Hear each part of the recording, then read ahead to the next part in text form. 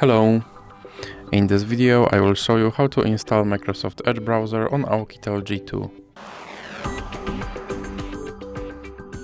So you have to start by opening your Google Play Store, then click on search bar and type in Edge. Now click search and click install.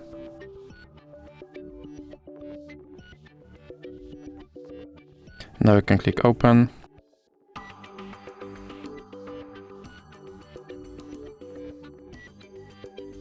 And here you can set this browser as your default browser, or you can click not now. Now you can sign in to sync your data, or you can click not now. And now you have to confirm your data and privacy settings. And here you can try out extensions, or you can just click next. Now click allow. And as you can see, my Microsoft Edge browser is now installed and is ready to use. So that's it for this video. If you liked it, please remember to leave a like and subscribe.